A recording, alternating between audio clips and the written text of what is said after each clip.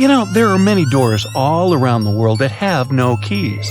Maybe you can guess how to open them. The first destination is… okay, read this, and good luck to you. It's a temple in India. The temple's name comes from this other really long word, which can be translated as the one emerging from the lotus. This temple is one of India's most popular and sacred places. It's one of 108 temples of this word. It dates way back. It was mentioned in Tamil literature in the 6th century. Flash forward to our time. In 2011, the Indian Supreme Court decided to document the valuables of the temple because they had been informed that the place might have been misused. To do so, they had to open the doors that had been closed for centuries. The committee went to the temple and discovered 6 huge secret vaults that held unbelievable treasures. After the chamber doors opened, they found at least $22 billion worth of golden idols, necklaces, and coins. The officials also discovered ceremonial costumes and gold coconut shells with jewels. Plus, they saw large diamonds. Not our understanding of large, though. Some of these precious stones were as large as 110 carats. To put it in perspective, a small solid gold statue from the collection could be worth around $30 million.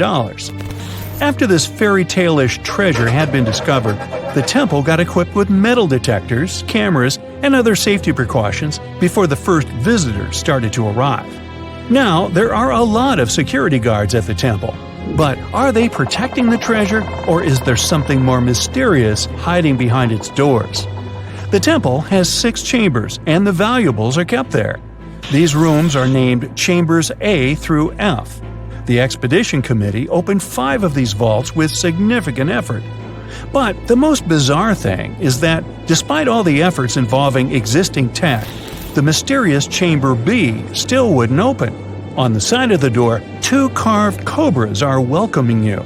The door works as a gate. You can easily see it with the unaided eye, just like the doors leading to other chambers. Surprise! Experts discovered 2 more doors behind the first one. The second door is wooden, and the last one is made of iron. Strangely, the last door was sealed. It also doesn't have any means of entry, no bolts, handles, latches, or anything else. To this day, no one knows what's inside Chamber B. Believers say that opening the door against its will can release into the world unnameable things. Others say that Chamber B may hide a tunnel. It might not be related to the reasons above, but the High Court of India warned against opening the doors of Chamber B.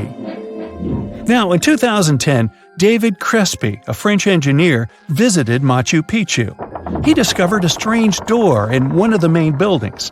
The door was in a narrow path neither tourists nor archaeologists used very often. David believed that the place was an entrance the Incas had sealed for some reason. He contacted archaeologists and authorities right away. They promised him to start investigating the area in the near future and let him know about his potential discovery. Well, months passed, but he didn't get any news. No response to his emails and calls. In 2011, he found an article by Terry Jameen about Peru. David reached out to him in no time. He described his finding to Jameen. After that, Jameen and other archaeologists went to Machu Picchu to investigate the secret door. They concluded that this door was indeed an entrance sealed by the Incas. The researchers confirmed the existence of 2 entrances found behind the famous door. They also got the 3D representation of a staircase leading to the main room and another chamber. The analysis also revealed several cavities, among which there was a vast quadrangular room. Plus, georadars detected some metals. Those might be golden and silver objects. Jameen and his team thought this place was a chamber of pre-Hispanic times. They believed the door had been sealed by the Incas to hide something important. Maybe an enormous treasure, or something no less precious. Jameen also claimed that finding this chamber could lead to the discovery of a mausoleum. Jameen submitted an official request to the Peruvian authorities for permission to open the chambers. Yet, neither his application nor requests of other archaeologists have been approved so far.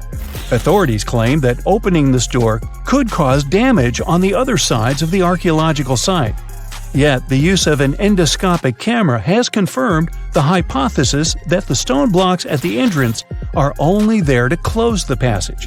They are not there to support the internal structures of the building. The third mystery is in Giza, Egypt. Explorers uncovered two secret doors inside the Great Pyramid. There are two tunnels, each around 8 inches wide, that go from the north and south walls of the Queen's Chamber. But the tunnels are closed by stone blocks before they reach the outside of the pyramid. So, where are they leading to? No one really knows the true purpose of these tunnels. Some archaeologists think these doors might be hiding a yet undiscovered chamber. Egyptologist Zahi Hawass explained how these doors were first found. A robot designed for this expedition was sent inside the shafts of the Queen's Chamber to find out what was there. The research team attached a camera to the robot. The footage revealed that behind the stone door, there was another sealed door. The archaeologists were thrilled to see this door instead of just a dead end. The structure of the stone door blocks the other doors perfectly. Experts think it's an incredible bit of engineering. Now, it's not possible to reach the door because it's behind a huge stone block. But archaeologists are trying to find a way to get there without damaging other parts of the structure. These new discoveries have only raised more questions instead of answering the already existing ones. Secrets are still waiting to be revealed. Our final stop is the Taj Mahal, a monument to love. Mughal Emperor Shah Jahan made this memorial to honor the memory of his beloved wife, Mumtaz Mahal. The total number of doors in the Taj Mahal is so great, this video would be days long if we started talking about all the sealed rooms. Experts think that if someone opened these doors after they've been closed for so long, it released carbon monoxide. And when this gas meets the marble, it forms calcium carbonate. That's why this could lead to the appearance of cracks in the minarets of the Taj Mahal. Also, a legend says that if these doors get open, a dreadful curse will be unleashed from the mausoleum's underground chambers. And here's a bonus from Canada: the door of room 873. This is a room at the Fairmont Banff Springs Hotel, which opened in 1888. The story goes like this. Decades ago, someone committed a crime in this room. After the investigation, the hotel administration refurbished the room and rented it out to other travelers. But rumor has it, other guests who stayed in the room later also faced unpleasant situations. They reported hearing strange noises. The TV in the room kept flickering. It's guessed that the door of room 873 was sealed with bricks. Curious guests who heard these mysterious stories wander along the corridor where the room used to be and knock on the walls to contact potential ghosts. Well, which of these secret doors would you like to open? There are many myths around arguably the greatest structure ever built by humans, the Great Wall of China. Some say it's so grand that it's visible from space. Others claim that you can see it from as far as the moon. Other theories suggest that the builders of the wall were left inside. Well, sorry to disappoint you, but all these impressive stories are just myths. But even with those stories busted, the Great Wall of China is an impressive and truly breathtaking structure. So let me tell you its true story. Today, China is one of the most populated countries in the world, counting as many as 1.4 billion residents. It's also one of the oldest nations in the world. It has 3,500 years of continuous written history, but the civilization existed long before that. There is a theory that while the European continent, for example, was most likely reached by humans from Africa, China wasn't populated by settlers that came from somewhere else. Some people believe that the Chinese civilization got formed from local Stone Age people who lived on the territory since the prehistoric period. So now, the Great Wall of China. It's truly big even by today's standard, stretching for over 13,000 miles. To imagine it better, it's almost 5 times the distance between New York and Los Angeles. Or even a bit greater than the distance between the North and South Poles. Even in modern times, people have never built anything close to this big. Of course, it didn't take a day to build the Great Wall of China. 2, keep going. In fact, the wall was being built for centuries. Maybe you know that ancient cities had walls around them to protect themselves from invaders. Yes, Chinese cities had them too. The first Chinese emperor united the country in 220 BCE and got a brilliant but very ambitious idea to turn all city walls into one big wall that would defend the country's border against attacks from the north. A trusted general directed the construction, enrolling a big group of workers, soldiers, commoners, and convicts. Back then, the wall was built of rammed earth and wood. In some places that were strategically important, the sections of the wall overlapped to provide maximum security. The walls were around 26 feet high on average. But the Great Wall didn't yet look like the construction we know today. Every next emperor would pick up the Big Wall project, strengthening and extending it, repairing, but also modernizing construction techniques. Some used bricks to build it, others moved on to granite and marble blocks. Watchtowers and platforms weren't there from the beginning as well. They were added by Ming emperors. The watchtowers made it possible to communicate with other parts of the wall through smoke and fire messages.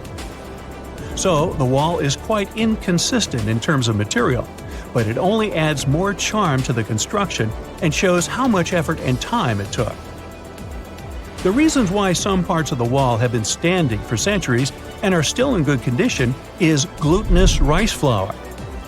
Turns out, this sticky rice mortar is almost like cement. It's very strong and waterproof, sealing the bricks so tightly together that even sneaky weeds can't grow between them. You may also notice that some bricks have writings carved on them. They were left by the workers who were building the wall. The purpose of those writings is quality assurance. They contain such information as location, quantity, and responsible officials. So, in the case of some problems with the quality of materials or constructions, it would be known who should be held accountable for it. Recently, a research group has looked through official historical documents of the Ming Dynasty that ruled China from the 14th to the 17th centuries. They came across records of secret doors in the Great Wall, so they decided to find them. They used a flying robot to capture continuous centimeter resolution photos of the wall. They photographed 90% of the wall that was built during the Ming Dynasty and discovered the remains of over 220 secret doors along the wall. Some of them have a specific width and height that allows only one person to go through. Others are large enough to allow 2 horses to pass at the same time. Why are the doors there? Well, the Great Wall's main goal was to protect the country from the enemy. Building doors that could let the enemy in would undermine the whole point of having a wall. So, of course, the doors were secret passages. They perfectly matched the surroundings topographically, and the exit on the outside was camouflaged with bricks so that it was almost completely indistinguishable from the brick wall. The wall was never just a defensive wall, and it was never completely closed. It could be opened on demand. It was also a structure used for trade and commerce, communication between inside and outside the wall, and of course, for defense and spying. Some doors were used for trade with the other side. Through smaller doors, a person would sneak out to spy on the enemy that lived on the other side. The hidden gates were also useful for a sudden attack. As you remember, some gates were camouflaged with brick on the outside. The exit was so indistinguishable that the enemy had no idea exactly where it was located. The inside entrance for Chinese soldiers was hollow, so they could walk through the wall and break the camouflaged exit gate from the inside, starting their surprise attack. Now, even though the main point was to prevent outsiders from getting into the city, the wall wasn't too effective on that matter. It could still be climbed over or marched around. So the wall was being watched at all times, and the guards gave signals to the troops if they saw the enemy approach. Also, the wall provided more time to mobilize and bulk up the country's forces or lure the enemy troops into a difficult strategic position. The construction stopped at the end of the 19th century. The wall lost its strategic and military importance due to technological advances. Over the centuries to today, only 8% of the Great Wall is in good condition, and the rest is damaged. Also, around 1/3 of the wall has disappeared without a trace, due to both natural erosion and human damage.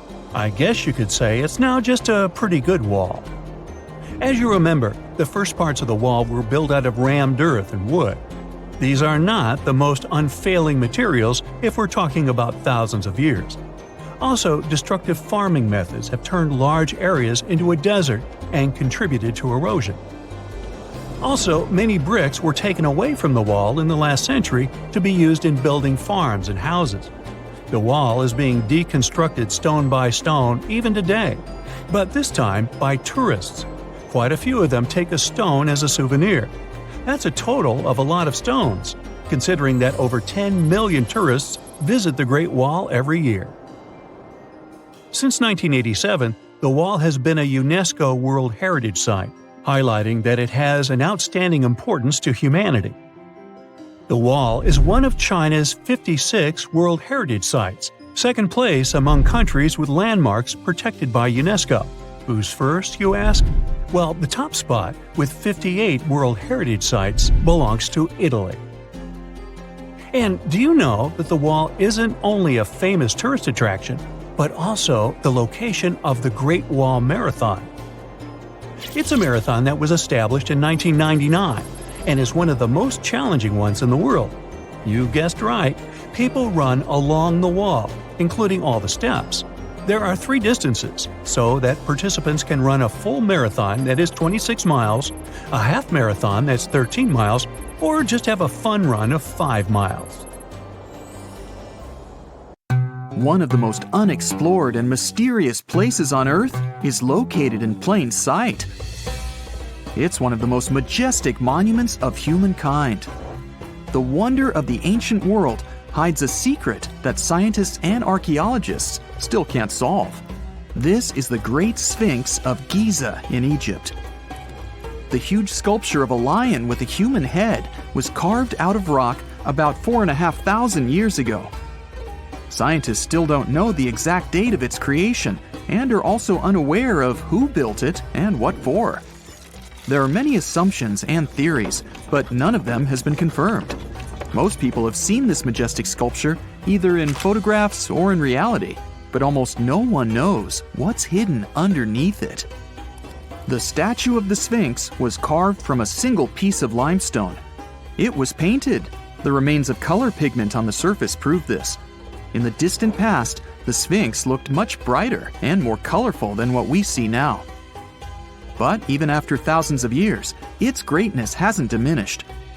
And by the way, Sphinx is not the real name. It was invented by the Greeks about 100 years or more after its creation. Initially, the Egyptians called the statue Hor-em-Akhet. There are many legends and theories saying the Sphinx is there for a reason. It's like a watchdog that guards the tomb of the pharaoh and the secrets of ancient Egypt. These legends become more plausible when archaeologists discovered hidden entrances at the feet of the Sphinx. They believe that these secret passages are the beginning of the tunnels leading to the halls with treasures. You can find a lot of stories on the internet that claim the Sphinx hides the Hall of Records, a repository filled with ancient and secret knowledge. One of the main artifacts of this repository is supposed to be the records of the ancient mythical state of Atlantis. According to legends, the entire library from this city was moved under the Sphinx. The entrance to this library must be located next to the Sphinx's right paw. Many archaeologists tried to find this entrance, but came away empty-handed. Also, there are many images with detailed diagrams of the underground city that consists of a network of tunnels and chambers under the Sphinx. Someone says there are structures as tall as 12-story buildings hiding underground, but there's no evidence of this. Archaeologists, even after millennia, continue to explore the mysterious sculpture. At the same time, many Egyptians don't want to learn more about the Sphinx. They're terrified of awakening something supernatural. In 1998, scientists discovered tunnels leading to empty caves under the Sphinx. they found evidence of earlier excavations there. It's quite possible that someone managed to find the treasures and take them away. Some people believe Egyptians found some kind of artifact under the Sphinx that has the power of unknown advanced technologies. The artifact is so powerful that it can change the course of history. Of course, most theories are just fairy tales of conspiracy fans, but it's a confirmed fact that the Sphinx hides a system of caves and rooms. There are so many rumors surrounding the Sphinx that it's impossible to understand what's true and what's false. In any case, it's difficult and dangerous to study the sculpture because active excavations can destroy it. And then the entrance to the underground rooms can get blocked by rocks and lost forever. Also, further exploration requires a lot of money, and financing is not always easy to find. But the main reason? It's too risky. There's no guarantee that people will be able to get out of the underground labyrinths. For these reasons, scientists and archaeologists have been exploring this majestic structure for so long. Another famous architectural monument with a secret is Mount Rushmore in South Dakota. Everyone admires the images of the US presidents' faces carved into the rock, but few people know that there's a secret room hidden behind the head of Abraham Lincoln. The architect of Mount Rushmore wanted to carve slabs on the rock with the record of the main stages of the country's history. But his plan was too complicated to carry out. Then he was offered to implement it on a much smaller scale, to build a secret room inside the mountain. The idea was to save this knowledge so that future generations will always remember the history of their country. Unfortunately, the architect didn't have time to finish his work. The construction stopped for several decades. But in the late 90s, the project was resumed. Porcelain enamel panels depicting the history of the US were placed in the room.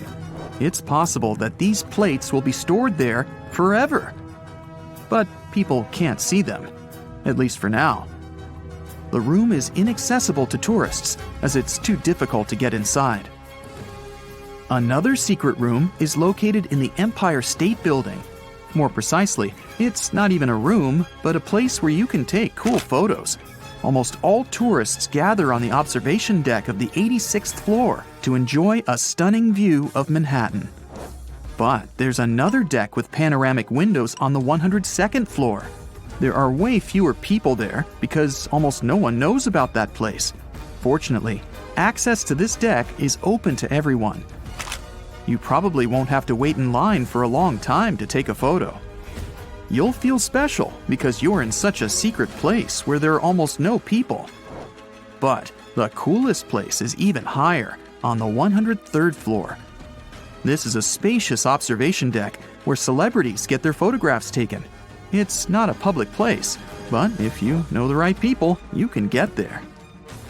There are almost no security measures on the site.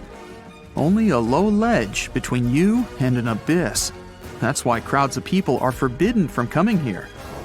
It's not so easy to get there, and you're unlikely to succeed without a guide. First, you need to choose the right elevator that will take you there. Then you'll go through several engineering rooms filled with pipes, electrical panels, and other technical stuff. The final part of your way is a set of stairs inside a tiny corridor. And here you are, at the top of New York. Now we're in Paris. See the Eiffel Tower? Inside it, there are restaurants and observation decks. But if you try hard, you can find a secret apartment. Now it's a museum, but it was built so that people could live in it. The architect of the tower, Gustav Eiffel, created this apartment in 1889 for himself. It's almost at the very top of the Eiffel Tower. Imagine what a beautiful view he observed every day. He was the first and only tenant. No one else could gain access to this place. When the architect passed away, the apartment remained empty for a long time. Only recently, they restored it and turned it into a museum. Inside, the epoch of the last century is recreated. They even put wax figures of Gustav Eiffel. his daughter, and the American inventor Thomas Edison inside the room. This place is filled with an endless stream of passengers, office workers running late, visitors from other cities, noise, and train whistles. At Grand Central Station in New York, among all these sounds, you can hear the sound of a ball hitting a racket, if you're in the right place. A real tennis court is hidden inside New York Central Station. It belongs to a tennis club that arranges corporate games for employees of many companies. The club was opened in the 60s. Now we're moving to London, Charing Cross Road. It isn't easy to find one secret place here. To do this, you need to look carefully at your feet. Do you see these sewer grates in the asphalt? Inside them, you can notice two signs with the name Little Compton Street. Yeah, there's another street right below you. It disappeared from all maps at the end of the 19th century. Charing Cross Road was built over it. The identification signs that you see are part of old engineering tunnels. There's another interesting place in London. It's located in the southeast corner of Trafalgar Square. At first glance, it looks like a thick lamppost, but there are too many tourists walking around. You come closer and realize that one person can easily fit inside the post. The lamppost belongs not to an electrician, but to a police officer. Yeah, this is the smallest police station in the world.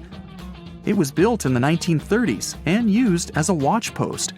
Officers had to sit there one by one and watch Trafalgar Square. That always attracted a lot of pickpockets and all kinds of other criminals. At some point in its long and very interesting history, our dear planet Earth was sort of snoozing, just doing its planetary thing, spinning around the sun. And then, bam, life starts getting fancy. Plants and animals start strutting their stuff, showing off their complexity. Fast forward a bit, about 65 million years ago to be exact, and a cosmic disaster strikes, or at least that's what we presume. An asteroid probably smashed into Earth, wiping out the dinosaurs and other big animals. We can't pinpoint specifics about the asteroid, but we do know that it was extremely large and it crashed into our precious planet, creating a dusty mess that settled everywhere. You can still find remnants of that dust layer in sedimentary rocks today. If you dig beneath it, you'll uncover a whole bunch of fossils. These prehistoric creatures were living it up before the asteroid crashed the party. Think of it as the planet going on a cleaning spree, leaving a bunch of empty spaces waiting to be filled. And guess who took the opportunity? Mammals! These furry little critters were the ones to rise to fame. But why is it that this disaster became such a great opportunity for mammals? It's pretty simple, actually. With no big bullies around, they grew, multiplied, and had a population expanse. All kinds of mammals joined to fill in the blanks. Primates, rodents, basically, the whole furry gang. We're talking about placental mammals, marsupials, and even egg-laying mammals, adding some serious variety to the mix. We like to think of primates as our closest relatives here on Earth. What's their story? Well, around 63 million years ago, just a couple of million years after the dinosaurs' final dance, the primates decided it was time for a family reunion. They split into two groups, the dry-nosed primates, who became the cool monkeys and apes we know today, and the wet-nosed primates, who went off to become lemurs and aye-ayes, hey-hays. The fun didn't stop there. About 58 million years ago, the dry-nosed primates began their own little mission. One special guest called the tarsier, arrived on the scene, featuring big eyes that were perfect for late-night shenanigans. This tarsier took a different path from its primate relatives, embracing its unique niche and evolving separately. To this day, the tarsier is the only primate that feeds exclusively on meat. These little guys have a taste for insects, small birds, rodents, and even lizards. But that's not all that makes them unique. Their eyes are twice the size of their brains. Also, their heads can do a full 180-degree spin, just like an owl. Because of their features, the tarsiers are the true kings and queens of the night. With their superpower of ultrasonic tracking, they can spot their prey instantly. Plus, their legs and feet are like springs ready to launch them into action. They've got this special ankle bone called the tarsus, which gives them those epic leaping skills. Hence the name, if you were wondering. But let's leave these little critters to rest and get back to our story, shall we? About 55 million years ago, the Earth cranked up the heat, literally. This sudden hot pod was a bit too much for many deep ocean dwellers and plants to handle, and they bid their farewells. But hey, every goodbye is an opportunity for something new, right? The oceanic mammals known as cetaceans, saw their chance and took it. They splashed into those empty niches, becoming the rulers of the sea. In this category of creatures, you can find the blue whale and the dolphin. A special primate guest made an appearance around 47 million years ago. Scientists now affectionately call the fossil of such a creature Ida. This little wonder caused quite a stir, initially hailed as the missing link in human evolution. But here's the hilarious part. It turned out Ida was not one of us dry-nosed primates, but a cheeky wet-nosed one. Moving forward to 40 million years ago. This is when another big event happened in the primate world. The New World monkeys, our distant cousins, decided to take a different path and branch off from our lineage of Old World monkeys. They packed their bags and set off to conquer South America, where they're still living it up today. What's the difference between the two, you might ask? Well, one crucial thing that sets them apart is the fact that the Old World monkeys had nostrils that pointed downwards. Around 25 million years ago, another troop of apes entered the scene, and these guys had something special, the lack of a tail. These unique creatures would go on to become our closest relatives. We're talking apes and great apes, the cool gang who share a whole lot of genetic similarities with us.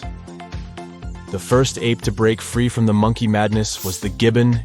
About 18 million years ago is when this little acrobat swung into the picture. A few million years later, the great apes made their grand entrance too. Orangutans were the pioneers, venturing into the wilds of southern Asia. We're getting closer and closer to the present. It was 7 million years ago when the great apes took a major fork in the evolutionary road. One path led to our ancestors, the future Homo sapiens, and the other path led to chimpanzees and bonobos. These two primate branches remained united for a few million years before finally going their separate ways. 5.6 million years ago, a game-changing ape called Ardipithecus made its way into our evolutionary history. It had a special talent, bipedalism. That's right, this was one of the first apes to walk on 2 feet, probably making its primate buddies raise an eyebrow or two. The real showstoppers, however, arrived around 4 million years ago, the Australopithecus crew. These were the earliest members of the Hominina hominina subtribe, our tribe. What made them so special? Well, probably the fact that they brought some serious tools to the game. Stone tools, to be precise. It seems that at some point in their evolution, these clever primates started using stones to make their lives easier.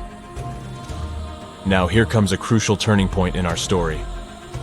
About 2 million years ago, our ancestors faced a food shortage. Survival of the fittest was the name of the game, and 2 strategies emerged. Group 1 went for stronger jaws, allowing them to chomp on tough foods like nuts. Group 2 had a different idea. They opted for weaker jaws, but bigger brains. They wanted access to a wider range of food options. Obviously, the bigger-brained group took the prize. And here's where our gang comes into play. Around 2.5 million years ago, a type of primate also known as handyman made its mark on history. These clever beings had larger brains and knew how to put those neurons to good use. About 1.9 million years ago, a new star emerged, Homo erectus. These creatures not only walked upright, but also had brains that were almost twice the size of the handyman's. They took the world by surprise, becoming the first of our direct ancestors to venture out of the African continent. They even knew how to tame fire.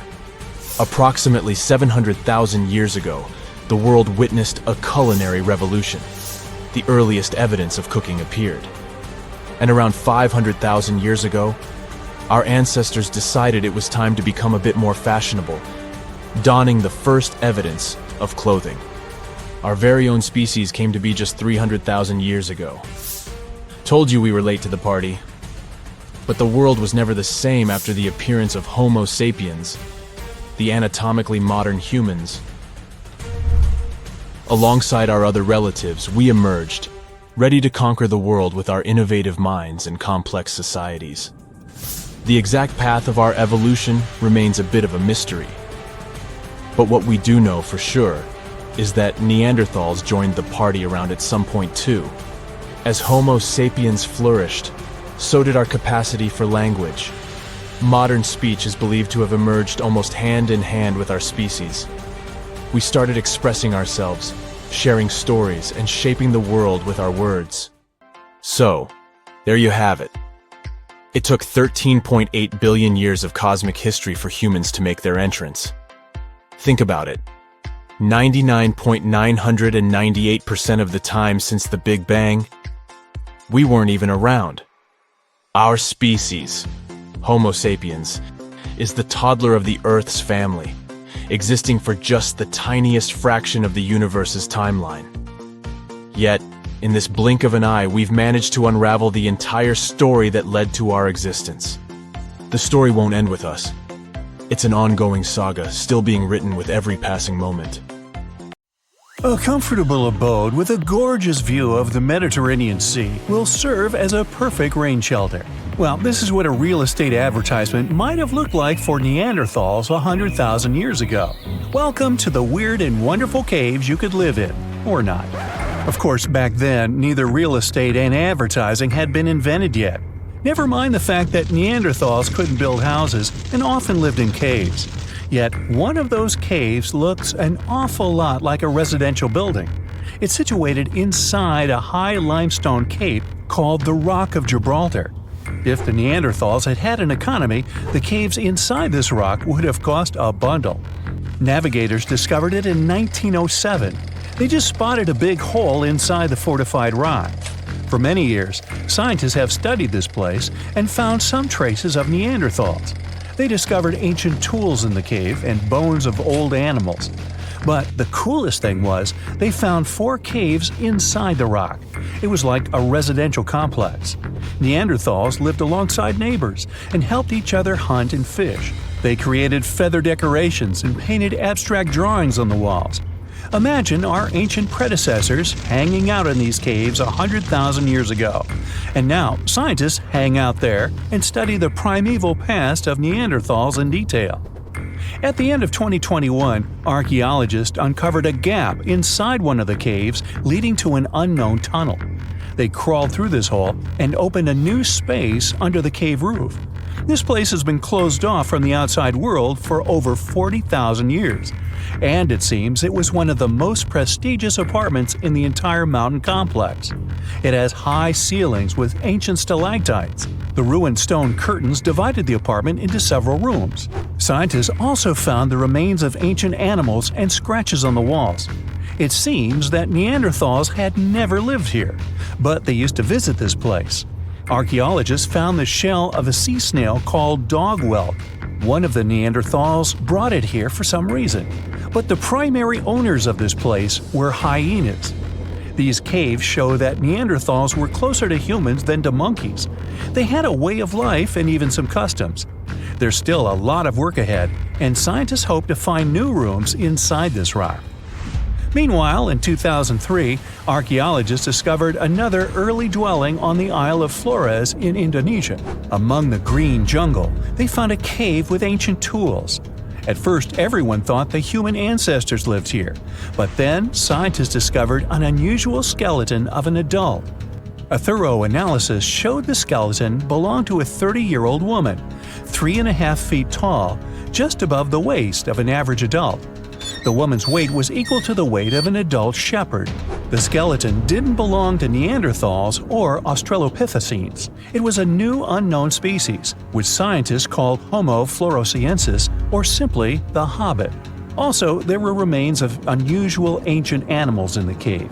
It was an elephant the size of a cow, some large storks, and giant rats. Archaeologists have found out that hobbits were not the owners of this place. The main inhabitants were the rats the size of a cat. Maybe they were fighting the hobbits. Some analysis shows that Homo floresiensis wasn't our direct ancestor. They were in a separate branch of evolution. The hobbit skeleton looks more like that of a monkey than of modern humans. In 2009, in the dense jungle of Vietnam, archaeologists discovered Son Don, the largest cave in the world. If you go inside the cave and shout, you'll hear your echo a long time. In some places, the height of this cave reaches half the height of the Empire State Building, and the total area is larger than one central block of New York. Son Don is one of the 3 caves in the Vietnamese jungle. Many intricate mazes connect these caves. Inside, you can find unique plants and trees that live separately from the outside world. It's a real underground jungle. In some places, you can find collapsed ceilings that let the sunlight in. Besides unusual trees and plants, ancient stalactites hang there. Some limestone deposits are more than 450 million years old. They were here even before dinosaurs appeared. There are also many rivers in the cave. Rainwater coming down from holes in the ceiling has formed them. Fast streams resemble slides in a water park. They lead to unknown underground labyrinths. Scientists have studied only a small part of all these caves. The next unusual cave is in New Zealand. Hundreds of thousands of fireflies live inside. Each of them glows with a blue light. Together, they light up the cave. It may seem to you that you're on another planet, but you can't stay there for a long time. Special air measuring devices are everywhere. Scientists monitor the level of carbon dioxide necessary for the normal existence of fireflies. These insects are sensitive to the environment. If there are many people in the cave, or they stay there too long, the park staff will ask them to leave the place. It's like you're literally stealing oxygen from the fireflies. We've seen some pretty amazing caves so far, but how about a scary one? We're going to the desert of Yemen's Al-Mara province. What we're looking for is not a cave, it's just a black hole in the ground, right in the middle of the desert. It's big, the size of a basketball court. It's not its size that could scare you, but what's inside. Scientists are still not sure what it is. From the depths of this black abyss, a disgusting smell of rotten eggs constantly comes out, and sometimes you can hear some strange, frightening sounds. The blackness of the giant hole in Yemen absorbs all the sun's rays, so you won't see what's there even with a powerful flashlight. People flew over this place by helicopter. They filmed using drones and the most powerful lenses, but they didn't catch anything except darkness. It looks like a big ink spot in the middle of golden sand. The locals are afraid to approach this place. They believe the cave leads to another dimension where evil creatures live. At the moment, the giant hole in Yemen is one of the most poorly studied and mysterious phenomenon of nature. How did it appear? How old is it? Where does it lead? Scientists are trying to find the answers to these questions. There are theories that the hole appeared because of construction work. Geologists drilled the soil nearby in search of minerals. It could have caused fluctuations in the Earth's crust and collapsed the surface. But no one can prove this theory, yet. And now, imagine a place where sunlight has not penetrated for more than 5 million years. There's little oxygen, and it's cold and damp. Still, life is born in this place, not only microbes and bacteria, but also something bigger. The living conditions in this cave are very different from the usual ones, so, in a sense, this cave is like another planet. It's the Movil Cave in the southeast of Romania, near the Black Sea. The entrance is a small hole in the ground. Inside, a tunnel leads deep below the surface. The levels of hydrogen sulfide and carbon dioxide are above normal inside the cave. The air here is half as much oxygen as on the surface.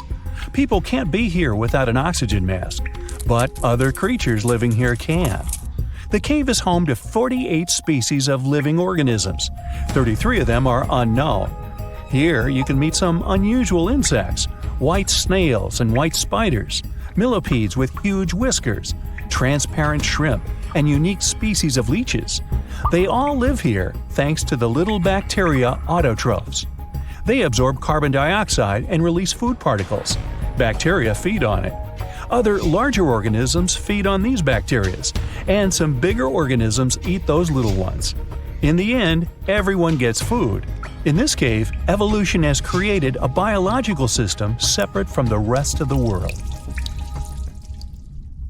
So, there's a mysterious doorway in the middle of Antarctica. Some people think it's Bigfoot's vacation home, or a shuttlecraft from Star Trek, or maybe a door to Agartha, a mythical kingdom some people believe is located in the center of the Earth. Well, the scientists debunked all these poetic theories and explained that what looks like a mysterious doorway is located in an area of fast sea ice. It's offshore of the coast and is full of little islands with shallow water around them. When ice flows around hard rocks hidden underneath, it can create patterns that look odd but are totally normal. In this spot, the ice is thin, so the rocks underneath have a big effect on how the ice moves. The cold winds in Antarctica also shape the ice and snow and make it look like they're lines and shapes. So, the mysterious doorway is just a rocky ridge poking out because the ice has melted a little. The top of the doorway is the tip of the rock, and the sides are snowy trails left by strong winds blowing in the same direction. It's essentially an iceberg that got stranded and is melting in one place.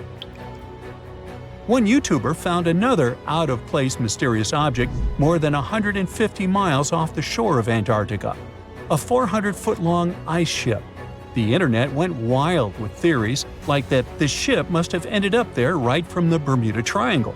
But there was no scientific proof that it was a ship and not just a large chunk of ice. And once some other internet users revisited the place, they noticed the ice melted in the summer and the hypothetical ship was gone. Another mysterious Google Maps find in Antarctica was a pyramid. And before you make up an exciting theory about how the ancient Egyptians built a secret base here, I have to tell you it turned out to be just a mountain. It's part of the tallest mountain range in Antarctica that stretches for almost 250 miles. It's not the first pyramid on this continent, as explorers from the British Antarctic Expedition found another unusually shaped mountain and nicknamed it the Pyramid. But this one didn't even have a pyramid shape. Here's one Antarctic find that definitely won't disappoint you: a giant ice shelf that reminded scientists of the Grand Canyon. A special submarine robot named RAN covered over 600 miles under the thick ice and brought back some amazing footage of icy mountains, valleys, flat plateaus, and swirly patterns made entirely of ice. One of the strangest things RAN found was giant bowl-shaped holes, or scoops, in the ice. Sadly, scientists lost track of the robot. They think that curious Weddell seals may have accidentally bumped into RAN and caused it to get stuck. To save energy, RAN probably shut itself down, and the scientists couldn't find it again. But the team is hoping to build a new robot and continue exploring this icy canyon to see how the patterns under the ice might change over the years. Another huge Antarctic canyon was found thanks to bad weather. A team of sound experts had to pause their work at the Casey Research Station in a storm. Instead of waiting around, they decided to use the unexpected free time to map the seafloor near Adams Glacier. And that's how they found a canyon that is almost 7,000 feet deep, almost 30,000 feet wide, and stretches over 28 miles away from the glacier. During the mapping, they discovered just part of the canyon before they had to go back to the research station. But when bad weather came in again, the ship went back and mapped more of the canyon. They were working in waves up to 13 feet high and super powerful winds, but they managed to get about 15 hours of data to complete their map. On the way back to Australia, they stopped one last time, and now they've got a full picture of the canyon. Studying it is helping scientists learn more about the history of glaciers and the interaction between the Antarctic ice sheet and the ocean. Now, there's a frozen lake in Antarctica called Lake Enigma. For a long time, people thought the lake was completely frozen solid. But during one expedition, researchers found that under the thick ice, there was a layer of liquid water about 40 feet deep. To learn more, they drilled through the ice and sent down a camera to explore what was hiding in the lake's depths. The lake's water, which they think comes from the nearby amorphous glacier through a secret underground pathway, was filled with strange microbial life. These tiny microbes lived in mats that covered the lake bed. Some of the mats were thin and spiky, and others looked like crumpled carpets, or even small tree-like shapes that grew up to 16 inches. Many of the microbes could make their own food through photosynthesis, just like plants do, and it gave the lake a high amount of oxygen.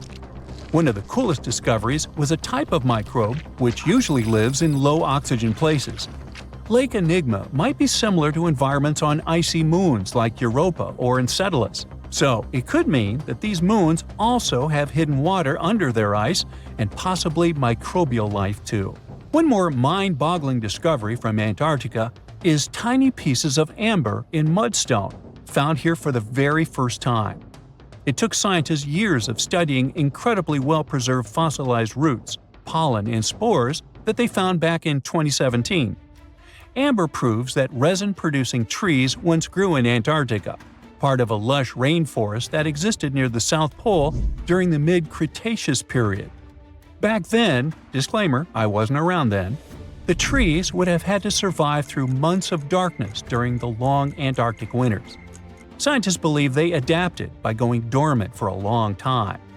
The amber pieces the scientists found are tiny, but they are beautiful shades of yellow and orange with bumpy surfaces that show how the resin flowed out of the trees. This resin likely leaked out to protect the trees from insects. It was preserved because water quickly covered it and kept it safe from sunlight and air. A scientist was browsing through satellite images for brown trails of penguin waste and found 4 new colonies of emperor penguins at the base of the globe. These new colonies likely have been around for years, though 3 of them are rather small, with fewer than 1,000 breeding penguins each. One of the new colonies was found close to a place called the Lazarev Ice Shelf, where there used to be a larger penguin colony. They thought this colony went extinct in 2019, but it seems the penguins have just moved a bit because of changing sea ice conditions. So studying them can help us learn more about how emperor penguins adapt to changes in the environment. Now, there used to be a giant river system in Antarctica 40 million years ago. Researchers found proof of it after studying soft sediments and hard rocks from the frozen seabed. They looked at tiny bits of radioactive elements, like uranium and lead, and learned that the deeper dirt came from the time of dinosaurs. The dirt closer to the surface was younger and had an interesting pattern, like the kind you see in river deltas today, such as in the Mississippi River or Rio Grande. Scientists found tiny signs of life in the sand. The river that once flowed here started in the Trans-Antarctic Mountains and traveled 930 miles before it reached the sea. Researchers kept studying newer layers of dirt from about 20 million years ago. They hope this will help them predict what the Earth's weather patterns might be like in the future. You're walking down the street. You see a strange-looking antique shop called Ageless Trinkets of Mr. Bright. You're curious, so you enter there. You take a look at all the weird stuff. Suddenly, an old folded parchment paper catches your attention. It's a world map, but something's off with it. Instead of showing the countries as you know them, it shows the locations of 4 mythical lost worlds and civilizations. Mr. Bright, the shop owner, comes next to you after realizing your shock. This map won't let you find these places or anything, but I can explain to you the legends behind them if you want, he says. Let me begin with Atlantis. You might know it as Aquaman's underwater kingdom, but Atlantis, the fictional island, was actually first introduced in 2 of Plato's works. According to him, Atlantis was a highly advanced civilization that existed about 9,000 years before his own time, and its story had been passed down by poets, authors, and others. He wrote about Atlantis and its citizens to give a moral lesson and to teach about the dangers of arrogance, as well as the eventual downfall of those who are after too much power. In his dialogues, Plato stated that Atlantis was a great and powerful empire that was respected in all parts of the world. It was founded by beings who were half deities and half human, and became a great naval power after a while. Being an island filled with gold, silver, and other precious metals certainly helped their case. But besides that, it was also known for its breathtaking architecture and state-of-the-art technology, as well as its countless rare and exotic wild animals. Atlanteans were proud of their great achievements and the perfection of their civilization, but their excessive pride was going to bring their downfall. They believed they were so superior that they could gain control over any nation.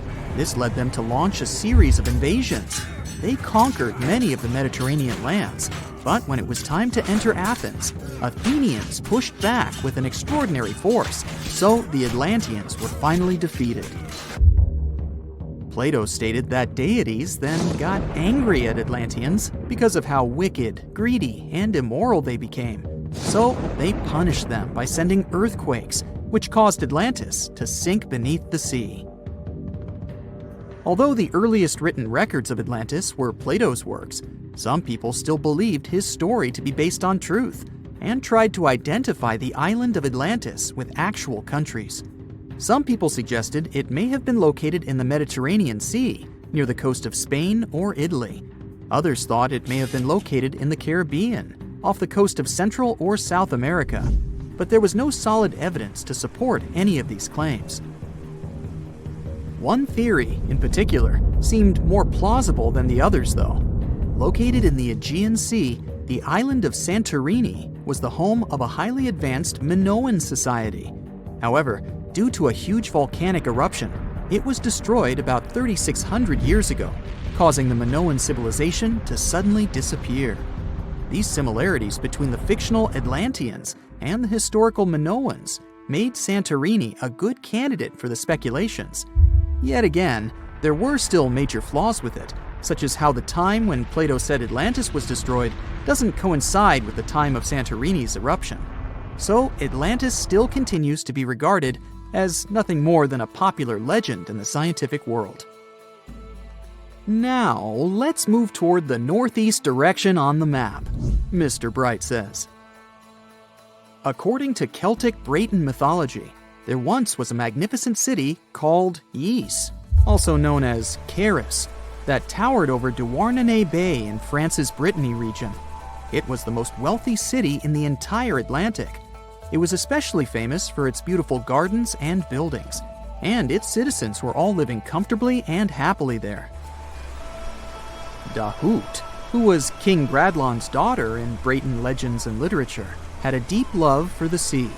She begged her father to build a city at the edge of the sea, and that is how the city of Ys was established. Little did she know that she would be the one responsible for the destruction of her father's beloved gift. You see, since the city was surrounded by the sea, it needed to be protected by a dike equipped with floodgates, and these gates could only be opened at low tide. And the only one who had the keys to these gates was the king himself. One day, a handsome red knight arrived at the city, but couldn't pass the gates. Dahut was so taken by him that she wanted to let him in. She knew that her father was the keeper of the only key to the city, so she sneaked into his room and stole it from him.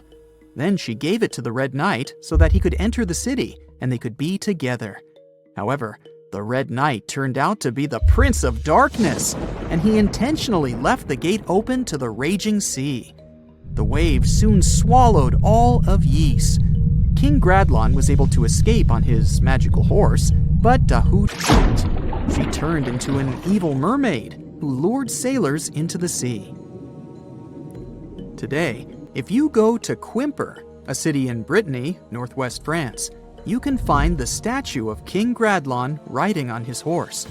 Although the city of Ys is a legend, Brittany coast locals believe that on the days when the waters are calm, you can still hear the tolls of the city bells deep under the sea, if you listen carefully. Mr. Bright then points at the Indian Ocean on the map and says, "Now, have you heard about Lemuria?"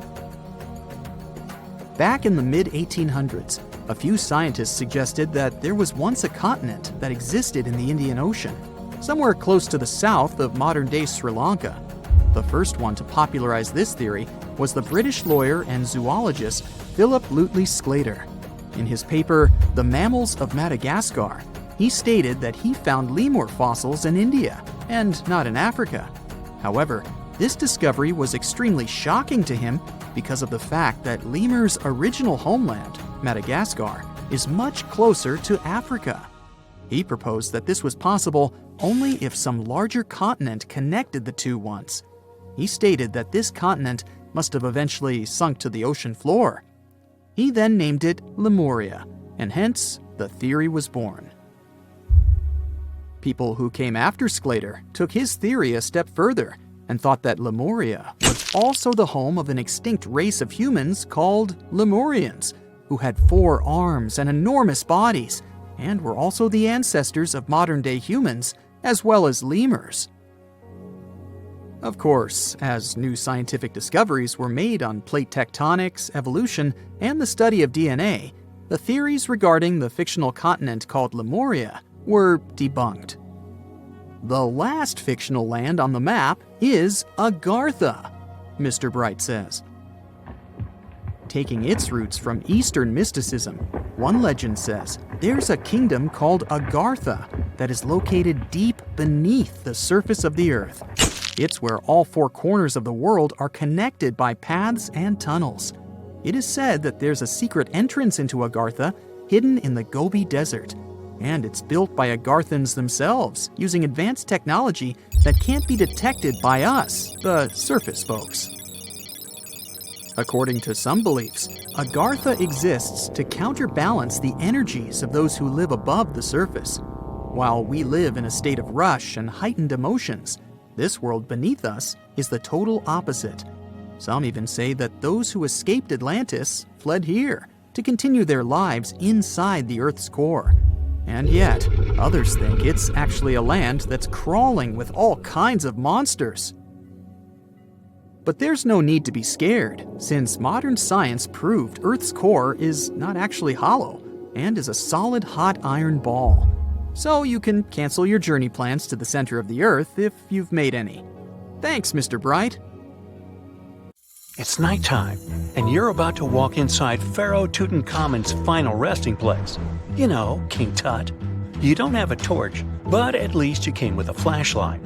You walk down several flights of stairs and observe how the walls are carved in hieroglyphics and what looks like a spell. Those who take anything from this place will be doomed for life, the spell says. Even if you don't really believe it, this scares you a little bit. You find a huge stone door. Is it a trap? You manage to open it, but oh no, it's only an empty chamber. You check your map. It seems like you're heading in the right direction. After what feels like hours, you realize you must be trapped inside a labyrinth. You try to retrace your steps, but you can't find the door where you came in from anymore. That's it, you think to yourself. You've fallen for the Pharaoh's trap. What's worse, you didn't bring a lunch. Okay, so we've all seen Hollywood movies where the main character is exploring ancient ruins and faces some seriously dangerous traps, right? We've been told Egyptian royalty protected their final resting places with venomous scorpions and snakes, sliding doors that will trap you for life, and giant rolling boulders that will crush anyone on their paths. The thing is, were these traps truly real? Well, I regret to be the one to break it to you, but this is all fiction. These elaborate traps were too technologically advanced for ancient civilizations to pull off. That is not to say, however, that there weren't any traps at all. Ancient civilizations, like the Egyptians and the Mayans, are known for their practice of building entire monuments dedicated to the ones who had passed away. These structures would often reflect the position of person occupied in society. So, for the really important people, the VIPs of their times, massive monuments were built to host their bodies long after they were gone. Some of these civilizations believed that a person's life would continue on the other side of the veil.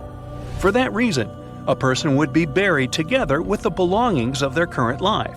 If they had a lot of money and power and stuff, That meant their resting places would be filled with riches and gold. Now imagine if you lived in ancient Egypt, and you knew exactly where all the pharaohs' tombs were located and had heard rumors of the amount of wealth kept in these places. Maybe you would be tempted to go check it out, right? We're talking about large rooms filled from floor to ceiling with golden artifacts, jewels, and even money. I mean, it does sound tempting. And since there weren't any security guards protecting the entrance of these places, Egyptians needed to get creative as to how they would protect these riches. These old civilizations found some traps to be useful. A recurring one was building empty rooms inside the monument to confuse a burglar. Now let's take a look at Amenhotep III's final resting place as an example. It was built in the city of Luxor, in a spot also known as the Western Valley of the Kings. Two French engineers originally discovered the monument between 1905 and 1914 CE. The structure is huge and has more than 10 chambers, connected by long corridors and steep stairways.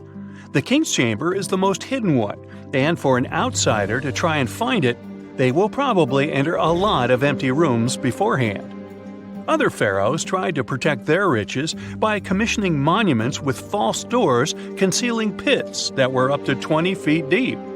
This way, an unwarned and unwanted visitor would be surprised by the deep hole on their way to the king's resting chamber. Alongside false doors, pharaohs made sure to build labyrinth-style corridors and false walls. This way, robbers could take hours or days before they found the king's real chamber. As to pits with poisonous snakes on them, if there were any reptiles inside these monuments, they probably got inside on their own, and would most likely not stay there for long. There is no way snakes would survive years and years without food inside these pits.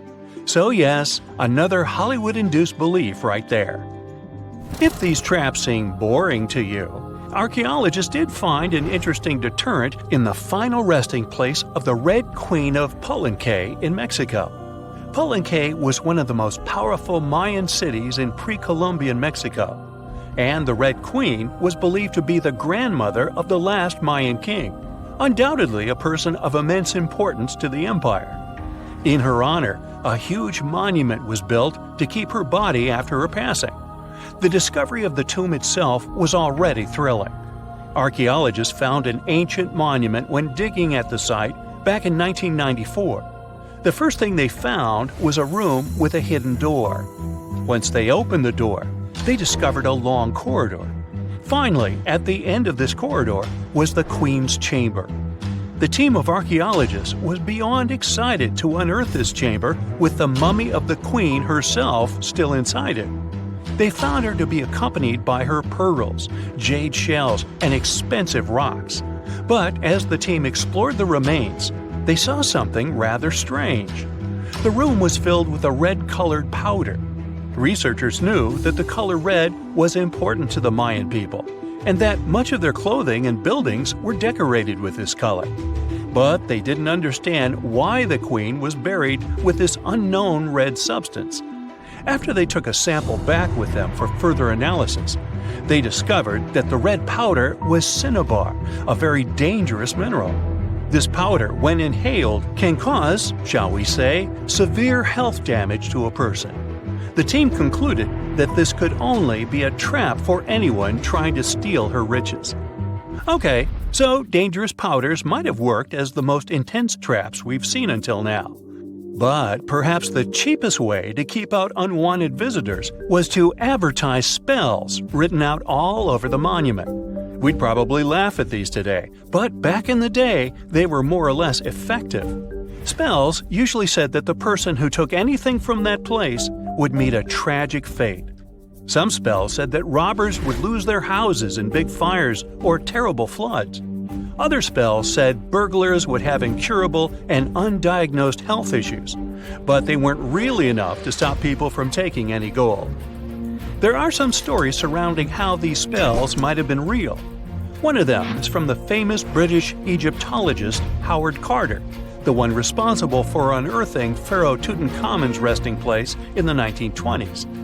After months of unsuccessful digging, Carter discovered the tomb's existence by chance. He found the entrance to a stairway right beneath the soil where he had been searching all those months. With the help of a team, he cleared the piles of sand blocking the stairs and discovered a doorway. The door had several royal symbols carved into it, and Carter knew this could only mean a very important person had been buried there. And he was right.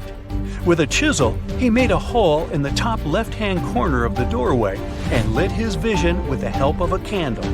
He couldn't believe what he was seeing, the reflection of several golden and jeweled items crowding the chamber before him. Lost for 3,000 years, Carter had just discovered the final resting place of King Tut. But the story didn't finish here. This discovery was accompanied by a series of unfortunate events that led people to believe it had something to do with the Pharaoh's spell. Carter himself mysteriously passed away just a few years later, and some of his assistants lost their houses in floods, just like one of the spells threatened. Some say it's just coincidental, as there's no real proof of these things being connected. Well, what do you think? Was this an effective trap after all? So, there's a mysterious doorway in the middle of Antarctica. Some people think it's Bigfoot's vacation home, or a shuttlecraft from Star Trek, or maybe a door to Agartha, a mythical kingdom some people believe is located in the center of the Earth. Well, the scientists debunked all these poetic theories and explained that what looks like a mysterious doorway is located in an area of fast sea ice. It's offshore of the coast and is full of little islands with shallow water around them. When ice flows around hard rocks hidden underneath, it can create patterns that look odd but are totally normal. In this spot, the ice is thin, so the rocks underneath have a big effect on how the ice moves. The cold winds in Antarctica also shape the ice and snow and make it look like they're lines and shapes. So, the mysterious doorway is just a rocky ridge poking out because the ice has melted a little. The top of the doorway is the tip of the rock, and the sides are snowy trails left by strong winds blowing in the same direction. It's essentially an iceberg that got stranded and is melting in one place. One YouTuber found another out-of-place mysterious object more than 150 miles off the shore of Antarctica, a 400-foot-long ice ship. The internet went wild with theories like that the ship must have ended up there right from the Bermuda Triangle. But there was no scientific proof that it was a ship and not just a large chunk of ice. And once some other internet users revisited the place, they noticed the ice melted in the summer and the hypothetical ship was gone. Another mysterious Google Maps find in Antarctica was a pyramid. And before you make up an exciting theory about how the ancient Egyptians built a secret base here, I have to tell you it turned out to be just a mountain. It's part of the tallest mountain range in Antarctica that stretches for almost 250 miles. It's not the first pyramid on this continent, as explorers from the British Antarctic Expedition found another unusually shaped mountain and nicknamed it the Pyramid. But this one didn't even have a pyramid shape. Here's one Antarctic find that definitely won't disappoint you: a giant ice shelf that reminded scientists of the Grand Canyon. A special submarine robot named RAN covered over 600 miles under the thick ice and brought back some amazing footage of icy mountains, valleys, flat plateaus, and swirly patterns made entirely of ice. One of the strangest things RAN found was giant bowl-shaped holes, or scoops, in the ice. Sadly, scientists lost track of the robot. They think that curious Weddell seals may have accidentally bumped into RAN and caused it to get stuck. To save energy, RAN probably shut itself down, and the scientists couldn't find it again. But the team is hoping to build a new robot and continue exploring this icy canyon to see how the patterns under the ice might change over the years. Another huge Antarctic canyon was found thanks to bad weather. A team of sound experts had to pause their work at the Casey Research Station in a storm. Instead of waiting around, they decided to use the unexpected free time to map the seafloor near Adams Glacier. And that's how they found a canyon that is almost 7,000 feet deep, almost 30,000 feet wide, and stretches over 28 miles away from the glacier. During the mapping, they discovered just part of the canyon before they had to go back to the research station. But when bad weather came in again, the ship went back and mapped more of the canyon. They were working in waves up to 13 feet high and super powerful winds, but they managed to get about 15 hours of data to complete their map. On the way back to Australia, they stopped one last time, and now they've got a full picture of the canyon. Studying it is helping scientists learn more about the history of glaciers and the interaction between the Antarctic ice sheet and the ocean. Now, there's a frozen lake in Antarctica called Lake Enigma. For a long time, people thought the lake was completely frozen solid. But during one expedition, researchers found that under the thick ice, there was a layer of liquid water about 40 feet deep. To learn more, they drilled through the ice and sent down a camera to explore what was hiding in the lake's depths. The lake's water, which they think comes from the nearby amorphous glacier through a secret underground pathway, was filled with strange microbial life. These tiny microbes lived in mats that covered the lake bed.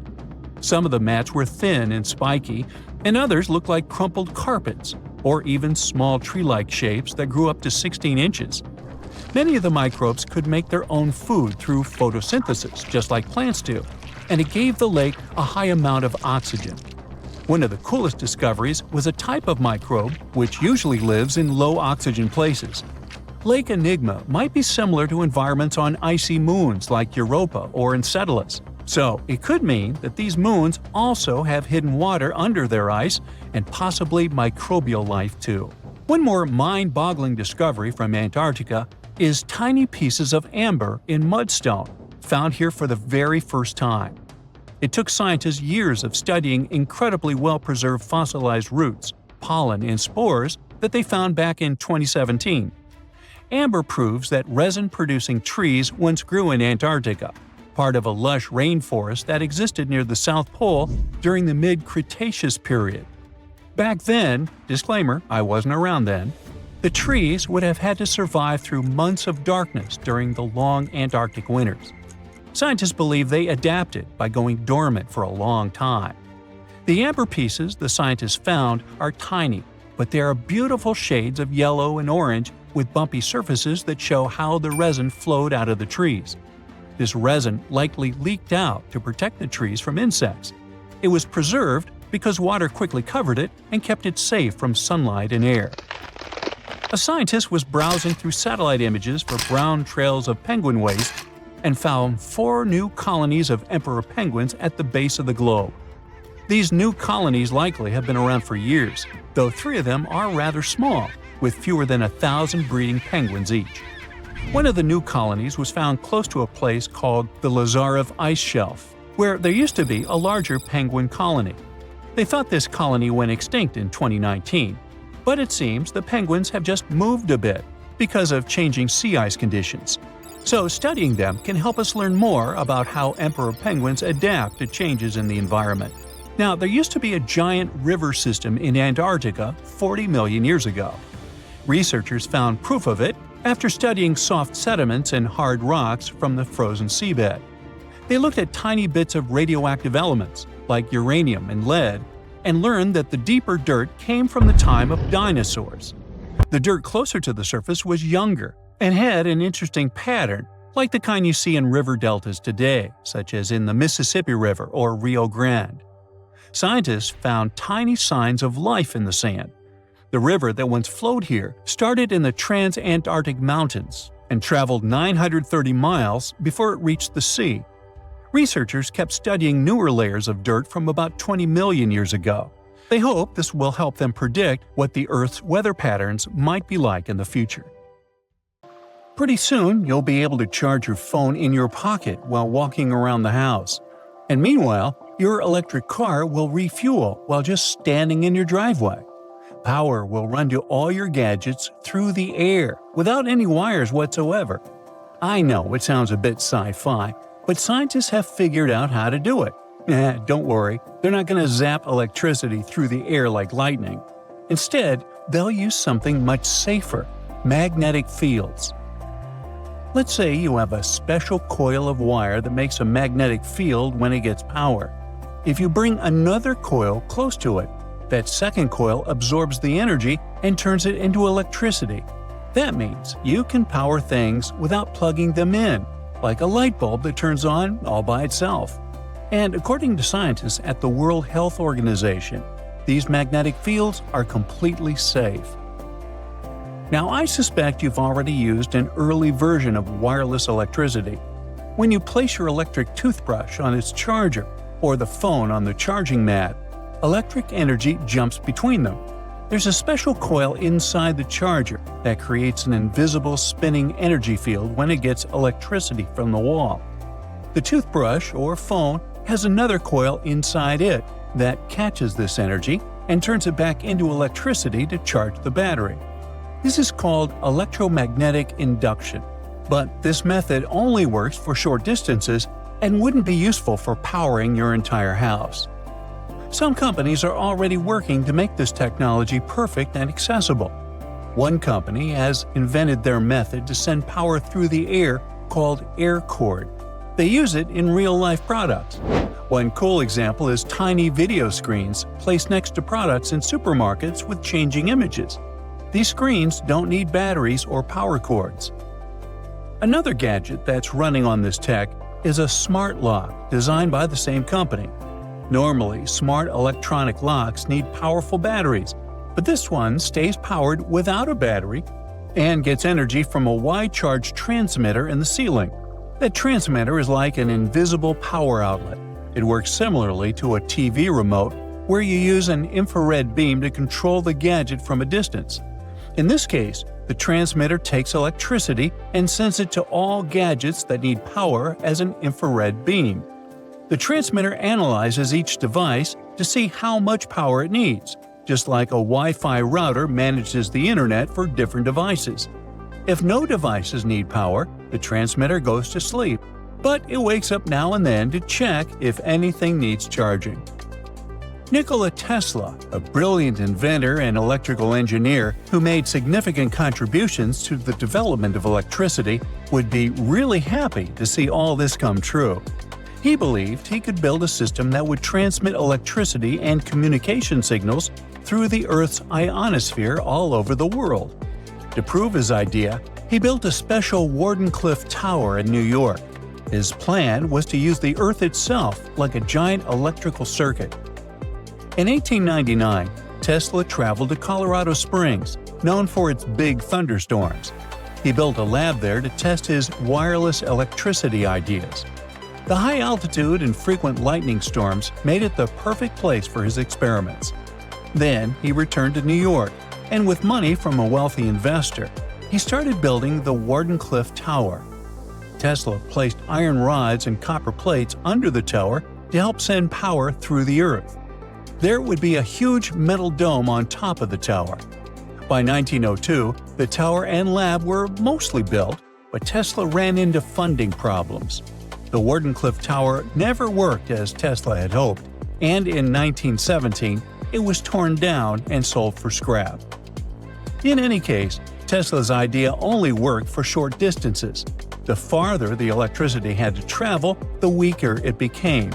Scientists needed a way to send energy over long distances, and they found two viable solutions in the middle of the 20th century: microwaves and lasers. In 1964, engineer William C. Brown flew a tiny helicopter for 10 hours using only microwave power. Then, in 1975, Brown and a NASA scientist, Richard Dickinson, sent 30,000 watts of power over a mile using a research station called Venus. But there was still a problem. Half of the power was lost before it reached its destination. Over the years, technology kept improving. Computers, lasers, solar panels, and transistors became more advanced and opened new horizons for wireless electricity. It could eventually help us switch to cleaner energy from fossil fuels like coal and gas. New Zealand-based company Emrod uses power beaming technology that starts with electricity from the power grid and turns it into microwaves. These microwaves travel through the air from a sending antenna to a receiving antenna, which turns them back into electricity that we can use. But there's a problem. Various kinds of waves work in different ways. Microwaves can travel long distances without losing much power, which makes them great for sending energy to remote islands or factories. But if you try to send microwaves all the way from space, you'd need a receiver the size of a city. Lasers can make the energy beam smaller and more focused, which means the receiver can also be tiny. But lasers can be blocked by things like clouds, fog, or dust. Right now, power beaming won't replace power lines over huge distances, but it could be used for smaller projects like charging flying taxis and delivery drones in the sky, powering robots in cities and factories, and replacing backup generators during emergencies. Countries all over the world are investing in power beaming. Europe is focused on clean energy. The Japanese Space Agency hopes to have a giant solar power station orbiting Earth, collecting sunlight and beaming electricity down to us by the 2030s. This space station could send 1 gigawatt of energy, as much as a big nuclear power plant produces in a year. The space power station is still a work in progress, but the technology is getting better and cheaper. So, in the future, we might have a world where there are no more tangled wires, no more ugly power lines, and even free electricity for everyone. Japanese scientists are now working on another groundbreaking tech, a special machine that can turn sunlight and water into hydrogen fuel. This clean energy source could one day power cars, homes, and even entire cities. The current reactor is as big as a small house. It works by using photocatalytic sheets, which act like tiny solar panels that absorb sunlight and trigger a chemical reaction. This process splits water molecules into oxygen and hydrogen. It allows the hydrogen to be collected and used as fuel. Right now, the process isn't efficient enough to produce hydrogen on a large scale. Most existing methods of making hydrogen still rely on fossil fuels. But the scientists behind this new reactor found a better way. Instead of breaking water apart all at once, which wastes energy, their machine does it in 2 steps. First, it separates oxygen, then it collects hydrogen to make the process smoother and more effective. The team used a special photocatalyst that responds to UV light, and they found that under natural sunlight, the solar energy conversion efficiency was 1.5 times higher than in the lab. In some places with stronger sunlight, the efficiency could be even greater. But still, at its current stage, the reactor only reaches about 1% efficiency, which is far too low for commercial use. Scientists believe that for this technology to become practical, they need to increase efficiency to at least 5%. To make this happen, they need better photocatalysts and larger reactors, and they would also need to find safe ways to handle a tricky byproduct, which is a highly flammable gas created during the process. But if they can boost efficiency, many scientists and companies will start mass-producing this technology, leading to clean, renewable hydrogen energy on a large scale. You have about $130 million. What would you do with it? Fly into space or buy an island? There are many ways you can spend this much money, but one anonymous investor used it to build an extravagant underwater city. The project is not finished yet, and a lot of people are currently working really hard to make this crazy idea come to life. If all goes well, in the near future, living under the sea may become a reality. In the past century, there was a limestone quarry near the Welsh border in England. In the 1990s, it became flooded and turned into a lake 260 feet deep. Now, there's a large construction project going on around it. Trucks transport materials and people in overalls construct huge modules that look like giant futuristic submarines. These modules are called Sentinels, and they will become the buildings of a small underwater city. Builders and engineers create durable stainless steel materials that allow these houses to withstand a depth of up to 650 feet. This is the upper limit of the twilight zone, where very little sunlight penetrates. Large squid and other creatures live in this zone. Imagine waking up in an underwater hotel room and seeing a giant squid staring at you from the dark. Or even worse, You see a huge eye watching you as you wake up. This could happen if sentinels were successfully installed in the depths of the ocean. Meanwhile, let's return to our project on a small lake. The project is called Deep. Its goal is to make life underwater as comfortable as possible. Inside living modules, builders install bedrooms, kitchens, bathrooms, and observation windows. People will access them using small submarines. However, it's not as simple as calling a taxi. To live underwater, you need to train under the guidance of experienced instructors to test yourself in underwater life simulators. The cost of living there will likely be expensive, but it's worth it. At least you will be well fed. A chef will develop a special menu, and all food will be stored in vacuum-sealed bags to preserve its flavor and nutrients. It all sounds great, but there's a question. Who is financing this project? No one knows the answer. Deep is funded by a secret investor who has already spent more than $100 million. Interestingly, this is not the first attempt to create an underwater dwelling. For example, Jacques-Yves Cousteau, a famous diver explorer, first created the Conshelf 1 underwater house in 1962.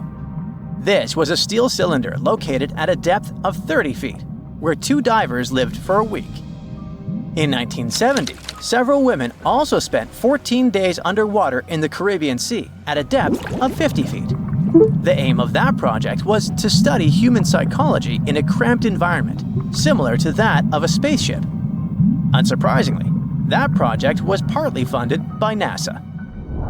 Okay, we have windows overlooking marine life, delicious food, underwater parties, and solitude away from civilization. All these things sound cool, but if we put aside the fun part for a moment, is there any real benefit to it? Oh yeah, ocean exploration. Many marine biologists believe that the best way to explore the ocean is from within. Diving doesn't help much since divers are limited by time and body needs.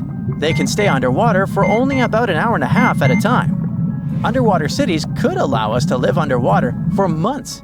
But the most important thing is long-term observation of marine life in its natural habitat.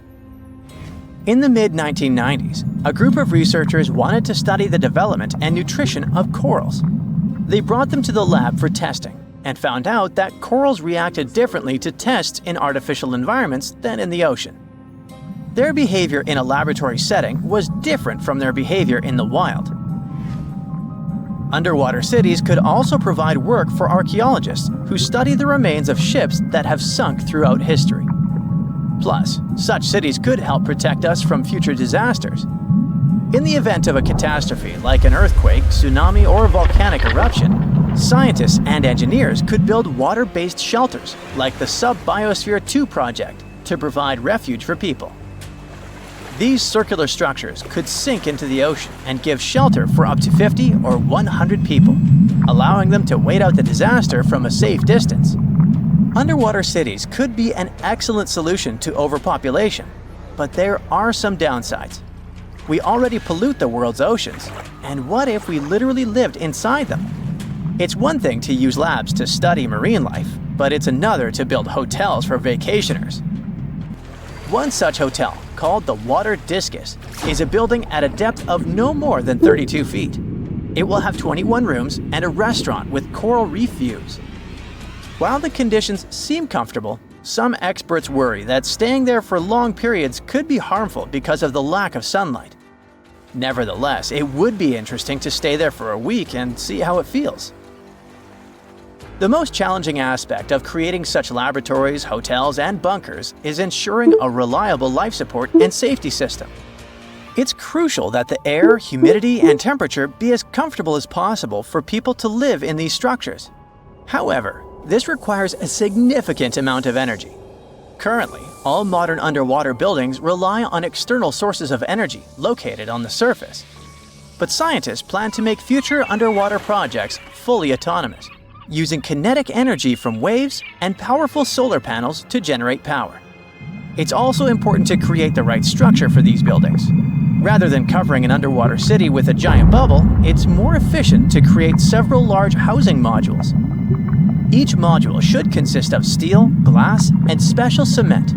Also, the depth shouldn't exceed 1,000 feet. since a deeper location would require thicker walls because of high water pressure. To load and move these residential modules safely, engineers can use ballast tanks. These are large containers filled with water, which are used to pull the modules down deep into the ocean. Once in place, engineers can release the water from the tanks and fill them with air, causing the house to float back to the surface. And what about fresh air?